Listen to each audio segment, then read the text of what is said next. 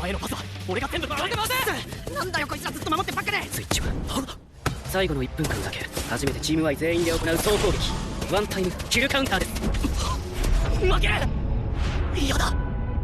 俺はこいつを絶対止める。大川やっぱここだよなニコ。やばいカウンター返された。戻れ拾え。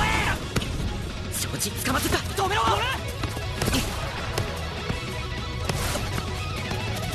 とはお願いいたします。低いでも行く。11番だ潔陽一。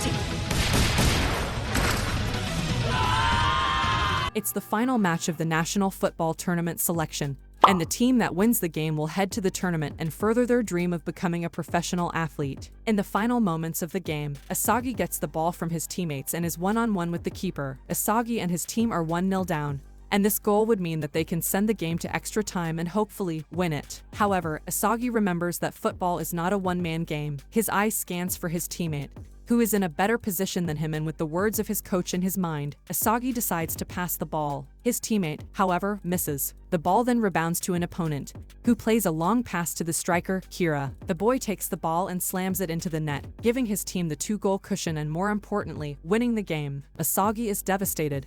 He can't think straight anymore. One more year wasted, being an average player in an average team, and he didn't even make the nationals. He heads back home, head bent towards the ground. The next day, however, Asagi receives a letter from Japan's National Sports Committee asking him to become a professional athlete and become part of one of their training facilities. Despite being unsure of his abilities and making him reluctant to go to the facility, Asagi heads there the next day. On the way, he meets Kira, who is also called to the same location. The two acquaint themselves, and Asagi finds Kira to be a really decent person who believes in the true nature of football. Kira is not only a good footballer, but also a great human being. The two head inside and find that there are several other players inside, waiting to know who and why they were called to this place. Looking around, Kira recognizes tons of great center forwards, including Akawa, Ishikari, and the Messi of Aomori. Actually, the whole place is filled with only strikers, which amuses them. Suddenly, a strange man enters the stage before them and introduces himself as Jinpachi Ego, the man who will create a perfect striker from among them, who will bring a World Cup to Japan. Ego explains that this place where they are summoned is the Blue Lock facility, and all 300 of them will compete with each other here for the next few months, and one among them will become the striker who will bring Japan all the glory. Every one of the players disagrees with Ego's ideal. Football isn't a one-man game and only scoring goals isn't important. However, Ego gives examples of all the greatest players, Eric Cantona, Pele, and the Japanese sensation Noah, who have all claimed to be the best and that only they matter. He states their egos makes them the best in the world and challenges the players if they have the guts to become someone like them. Asagi is frustrated at his life as an average player and not being able to shine. Moreover, he lacked the ego to take the shot in the game earlier, which cost him a place in the nationals. Upon hearing Ego's words, he is the first one to lunge towards the Blue Lock. Soon after, almost all the players join in. Asagi is then handed an outfit and is assigned a room in which he must spend the rest of his days at Blue Lock. In the same room, he notices Kira and few others as well. Each of the players is assigned numbers on their outfits. Asaga's number is 299Z. After the players have finished changing their outfits, a huge screen lights up before them and Ego shows up. Ego explains that based on their abilities, they have all been ranked and labeled in their uniform. They can all play better and increase their ranks based on their progression in the Blue Lock. However, there will be tests along the way and players will be eliminated. Eliminated players will never play for Japan at the national levels in their life, and only the top 5 players will be able to be a part of the upcoming U20 World Cup. Before the news could cause any uproar, a ball appears in the room and Ego puts them to their very first test. With 136 seconds on the board, Ego tells them to play a game of tag. The last person with the ball by the end of that time will be eliminated from the room. The game begins with the lowest ranking player, Igarashi, who spends no time in starting the game. He has only one thing on his mind, tagging in the player closest to his ranking, Asagi. However, Igarashi lacks skills and is unable to tag anyone until he notices a sleeping player, Bachira. Just as he is about to smash the ball towards Bachira, the boy gets up and kicks Igarashi. Another player, Kunigami, goes to argue with Bachira for not playing fair, and Igarashi make use of this opportunity to tag in Kunigami instead. Enraged, Kunigami strikes the ball at Igarashi, but the ball hits Asagi instead. With 1 minute remaining, Asagi is now the it and he chases the others around. Asagi too finds it very difficult to tag anyone else, and his chances of a career are slipping away. Suddenly, Igarashi slips. This is the chance that Asagi was waiting for, but suddenly, he stops. Something tells him that, if he was going to win, he needed to do it properly and eliminate someone of a higher rank than him. Asagi turns around and out of nowhere Bachira lunges at him and takes the ball away, charging at Kira. Kira tries to run away. However, instead of shooting, Bachira passes to Asagi. With only a couple of seconds remaining, Asagi's feet move on their own and he slams the ball into Kira's face. The round comes to an end. Kira is eliminated. When the buzzer beeps, Kira is outraged. At first, he cannot believe that Asagi did such a thing, but then the ego within him starts to show and he starts boasting that he is a better player than anyone and needed to stay. The elimination was unfair, as the time given was very tight and that this drill has nothing to do with actual football. Ego then shows up to clear the enraged man's misconceptions. He states that the area they are playing in is the same size as the penalty area, and the amount of time given to them is in fact the average time that a normal player would get the ball in a regular game. Ego states that Kira was eliminated because of his own incompetencies,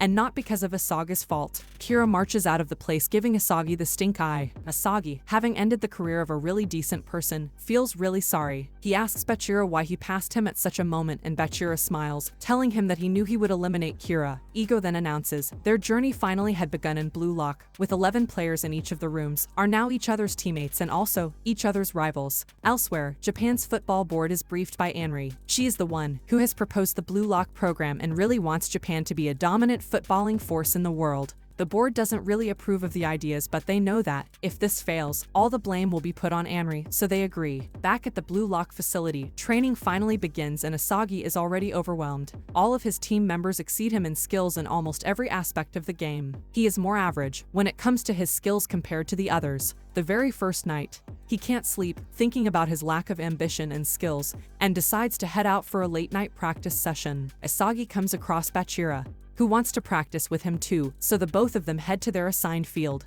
During practice, Asagi once again asks Bachira the actual reason why he passed to him during the first test, and this time, Bachira tells him that just like all the famous players in the world, Messi, Ronaldo, he too has a monster in him that tells him what to do during a game, and it happens so that the monster told him to pass to Asagi at that moment. Bachira tells Asagi that since he knew he had a monster in him too, so he passed the ball and Asagi did as he predicted and eliminated Kira. Asagi wonders if he really has a monster in him. Suddenly, an announcement from Ego sends them back to their rooms. Ego announced that their rankings had been updated and that they were now ready for the next stage of the tournament. Asagi is now ranked 274. The man then explains that the whole facility is divided into 25 teams and a total of 275 players. After the elimination of one from each of the teams earlier on, if the players performed well and ranked higher, they would get better facilities inside Blue Lock and the lower-ranked players would have to suffer the consequences. Also, now the teams would be facing an actual game. The games would be played among 5 teams and each team would be playing against all the other teams. The 2 best teams would be safe from elimination, while the lowest 3 would be removed from the facility, losing the opportunity to play for Japan ever again. Among the losing team, the top scorers would be able to stay. Elsewhere, a really arrogant player named Itoshi is being interviewed on his return back to Japan. However, the player seems to have no interest in domestic football and just wants to head back to Europe as soon as possible. After abruptly leaving the interview, Itoshi stumbles upon the press conference being carried out by the Japan Football Association, announcing the Blue Lock facility as its new way of finding the next best striker for Japan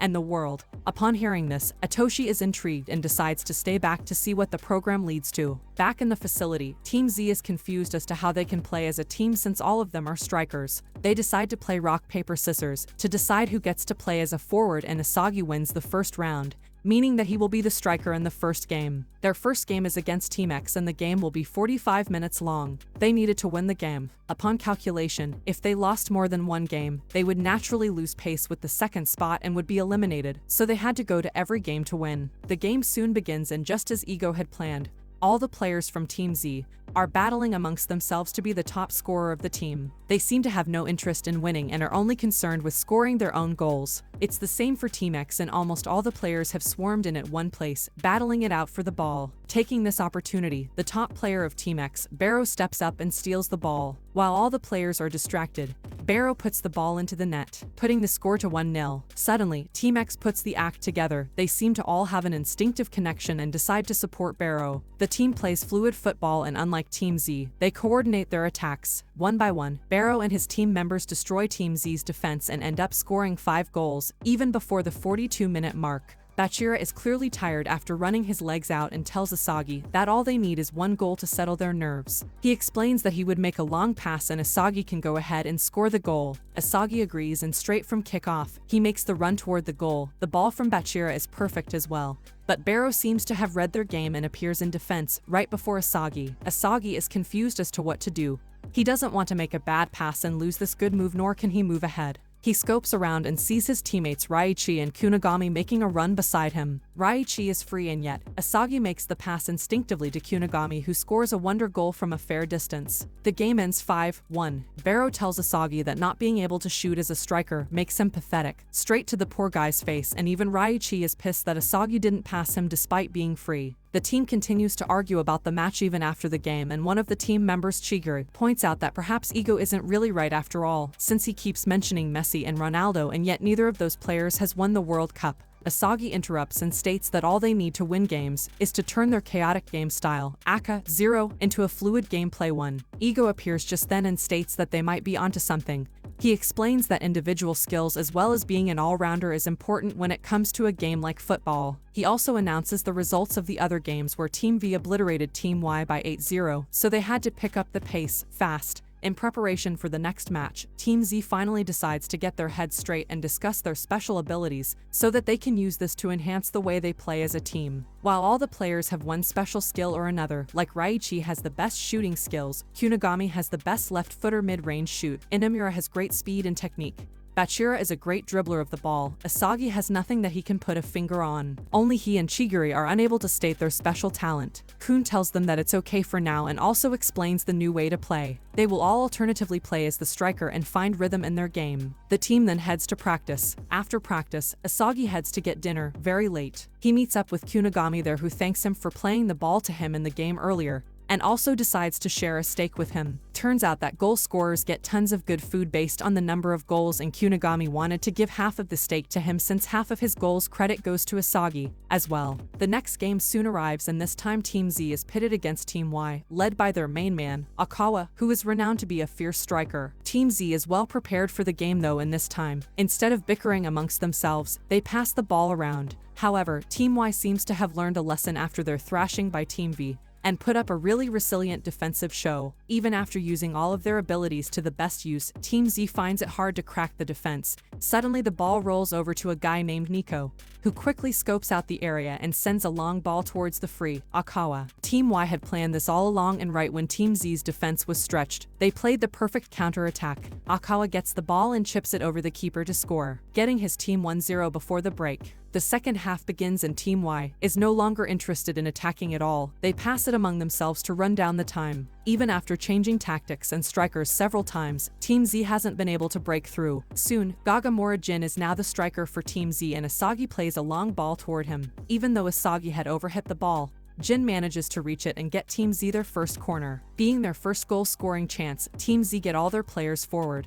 But Asagi has a really bad feeling about it and sprints back to his own goal. As the corner comes in and it's sent out of the box towards Nico, Asagi snatches the ball in time and makes a shot. The ball strikes the keeper, but Jin is there to score on the rebound, and Team Z is finally back in the game. Asagi had realized that Nico was the one controlling the game, and if he took care of Nico, Team Y was pretty much useless. Asagi and Nico seem to be the same when it comes to gameplay, and Asagi can judge his every move. The game progresses and Asagi intercepts almost all of the balls played to Nico. Team Z seems to be the team likely to score next, but Team Y still have a plan up their sleeves. At the final minute, all 10 outfield players of Team Y pace towards the goal in an all-out attack, startling Team Z. Nico leads the attack and quickly makes it to a 1v1 situation with the keeper, but instead of shooting, Nico passes to an open Akawa. The ball, however, is intercepted by Asagi. Asagi knew Nico would do that because before coming into blue lock, he would have done the same. Asagi then passes the ball ahead to Bachira and finally gets the ball himself and scores an outrageous goal, shattering the hopes and dreams of Team Y. The game is won, and he stands before his vanquished enemies. Having won the game, Team Z enjoys 2 steaks for the 2 goals they had scored and has a good celebration. However, even at night, the thrill of the game has taken all the sleep from Asaga's eyes. He gets up to see the footage from the game and finds Chigiri in the camera room, analyzing the game himself. Chigiri tells Asagi that he has what most players lack, spatial awareness, and that is his special skill. He can predict what is going to happen in a game and sniff out a goal before anyone else. Asagi thinks about it, and even though he cannot control it, he knows that perhaps Chigiri was right. Asagi then asks the man for his skill, but Chigiri is still adamant that he doesn't want to reveal his skills. Instead, Chigiri tells him about the ACL tear that he had a few years ago, and that coming to the blue lock was his way of parting ways with the game. He was here to find an excuse to stop playing since he was scared that he would be injured again. Asagi argues that if Chigiri really wanted to lose, he would have by now, and explains that the boy has a fighting spirit,